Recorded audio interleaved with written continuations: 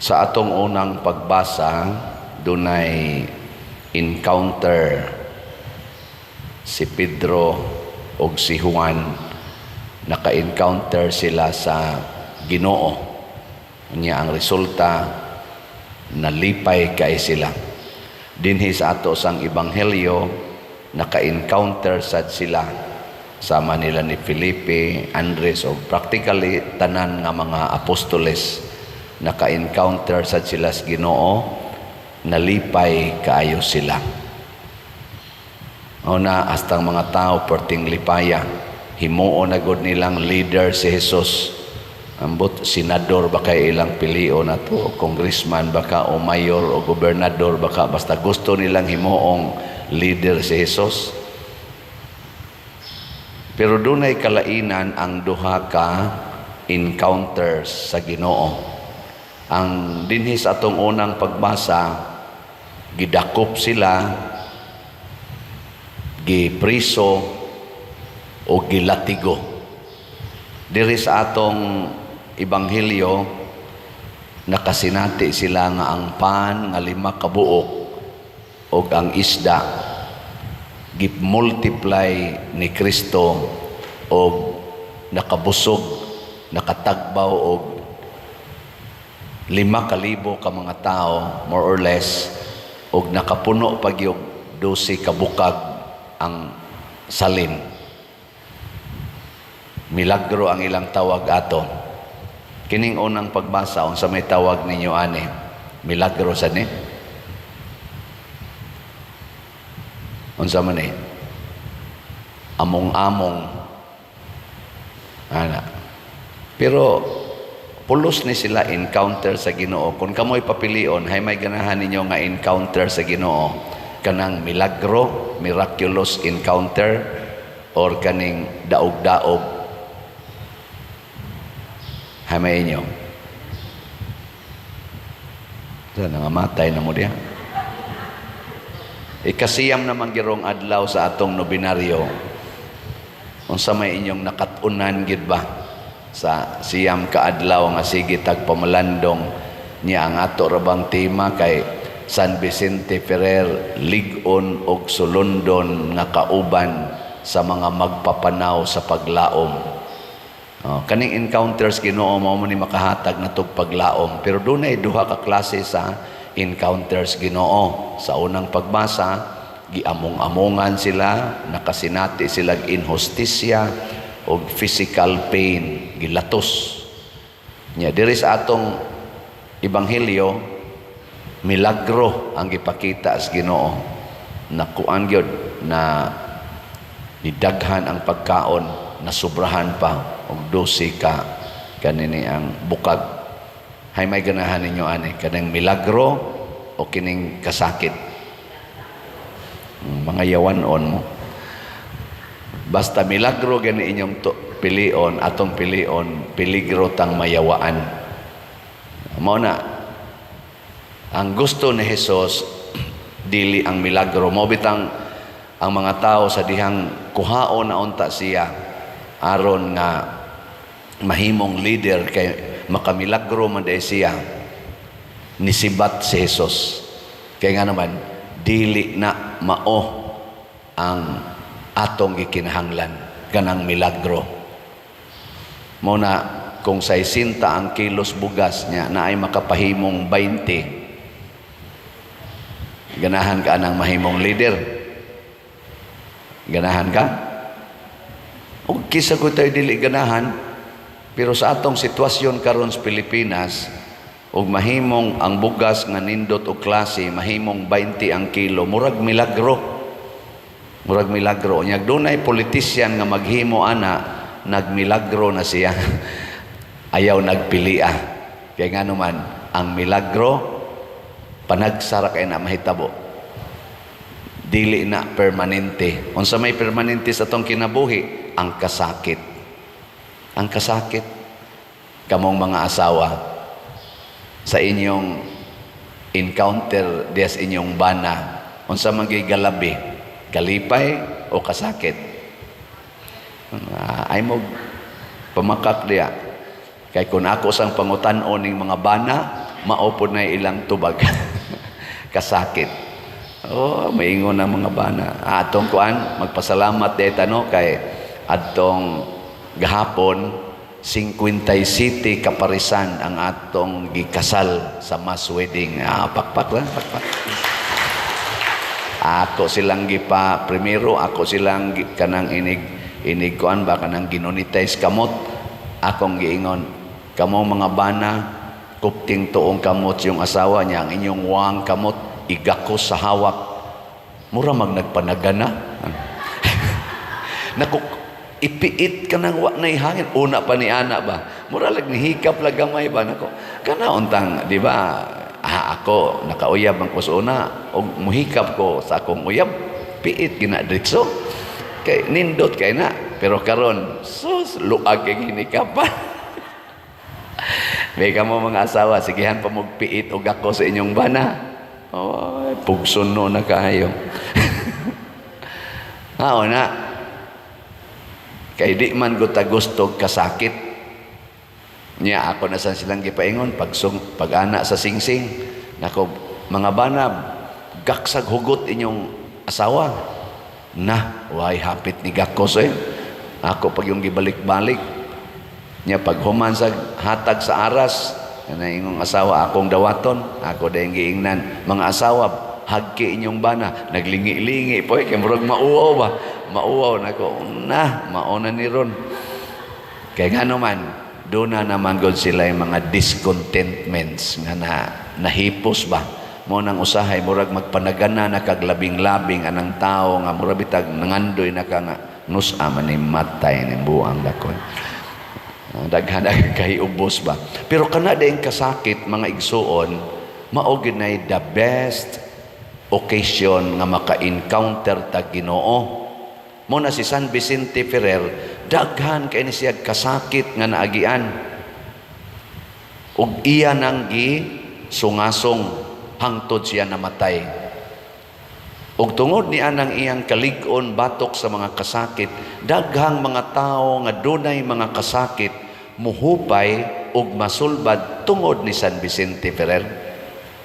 Ang mga apostoles daghan sa kay kasakit nga agian, mo na tungod sa ilang kasakit nga giantos, makahatag sila kahupayan ngadtos mga taong dunay mga kasakit.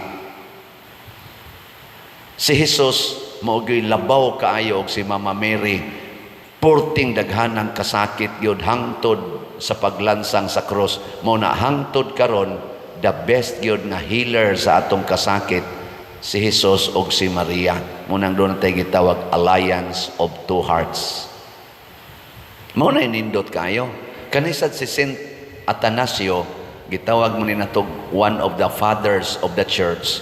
Buutan kay ni siya, nindot kay ni siyang muwali, may kay ni siyang mupasabot, matinabangon pa kaayo, pero unsay nahitabo sa iyang pagwali sa pulong sa Ginoo, gisakit pod ni siya maayo tungod kay ang mga leaders atong panahon na doon na may gitawag og heretical belief. Kana bang murag dili kayo Kristiyano nga belief ba?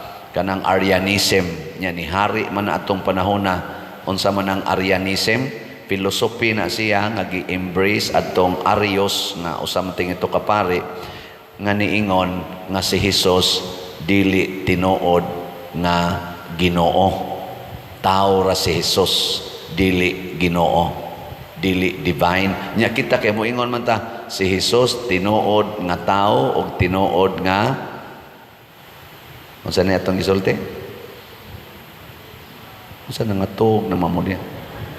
Tinuod nga Dios og tinuod nga tuo mo ana. Giling nga imong tupad. Na mutuo ka nga si Jesus tinuod nga Dios, nya tinuod sad nga tao. Why utrosan mo na naglibog? Kana lang ganing moingon ko nga nang mag-counseling ba? Nya maghilak-hilak na akong counselan kay sakit ko no kayo nako. Tan-aw lang ni Jesus, sunda si Jesus. Moingon dayon, may man to siya pader kay Ginoo man to. Nako di oy, tao to si Jesus. Dili to tao si Jesus, oy Ginoo to. Kada bang i-separate nimo ang pagkatao o ang pagka-Diyos ni Jesus? Mao na ang Arianism.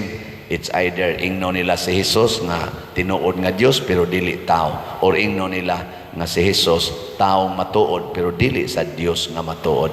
Ana ang ilang belief. Pero kita atong gi-joined og si Saint Athanasius tungod ana na exile siya kalima man tingali nga gipriso siya. Mura siya si former President Duterte baka nang ipadala ngadto sa prisuhon, exile man toron si kuan, or gipriso gyud, dili lang gani exile, priso gyud. Mamaora mo na, ano bang kwaon ka sa imong lugar, butang ka dito sa laing lugar para di nakakatingog, para di naka magtingog-tingog.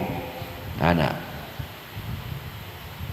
sa Team Marcos o Team Duterte karon, hay may kusog mo antos aron isangyaw ang kaayuhan sa Pilipinas. Team Marcos o Team Duterte? Kinsa Manila ang mudawat og kasakit o kinsa man sa nila ang kusog kayong magmilagro? Magmilagro ba? Ana bang mukalitlag kadato, mga milagroso kayo? Kinsa man, Team Duterte o Team Marcos? Kanang kusog kayong momilagro, ato na nang taktakon. Pero kanang kusog mo antos, unya dad-o nila ang atong nasod sa pag-antos aron makabot ang katingosbawan ato ng butaran. Kana bang maghatag bitaw nato og giya sama ni San Vicente Ferrer nga ang paglaom nga tinud-anay naas pag-antos dili sa pagpahayahay, nga kanang kwarta dili na maoy solusyon sa atong problema. Unsa may solusyon? Ang panaghiusa.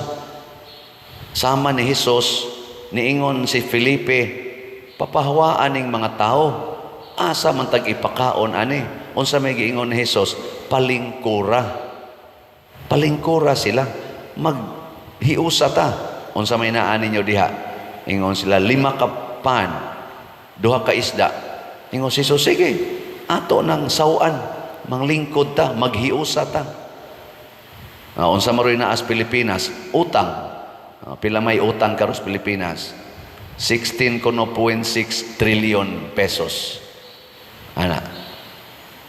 Nya, unsa may atong ipakaon sa mga Filipinos? Muingon gid unta ng mga leaders, manglingkod ta, maghiusa ta,